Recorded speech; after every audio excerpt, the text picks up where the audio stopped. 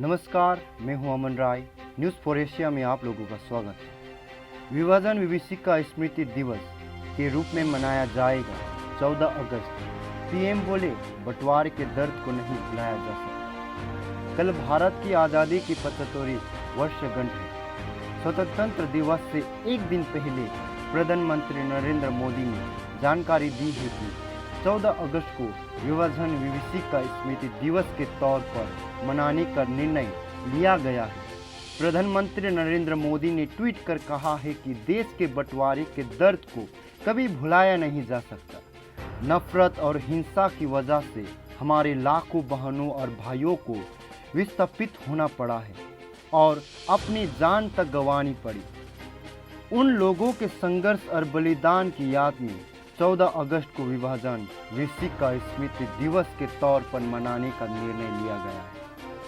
प्रधानमंत्री नरेंद्र मोदी ने अगले ट्वीट में कहा है कि पार्टीशन हॉरर्स रिमेम्बरेंस डे का यह दिन हमें भेदभाव, वैमनस्य और दुर्भावना के जहर को खत्म करने के लिए न केवल प्रेरित करेगा बल्कि इससे एकता, सामाजिक सद्भाव और मानवीय संवेदनाएं भी मजबूत होंगी। देश के इतिहास में 14 अगस्त की तारीख आंसुओं से लिखी गई है। यही वह दिन था जब देश का विभाजन हुआ और 14 अगस्त 1947 को पाकिस्तान तथा 15 अगस्त 1947 को भारत को एक पृथक राष्ट्र घोषित कर दिया गया। इस विभाजन में न केवल भारतीय उपमहाद्वीप के 2 टुकड़े किए गए बल्कि बंगाल का भी विभाजन किया गया और बंगाल के पूर्वी हिस्से को भारत से अलग कर पूर्वी पाकिस्तान बना दिया गया, जो 1971 के युद्ध के बाद बांग्लादेश बना।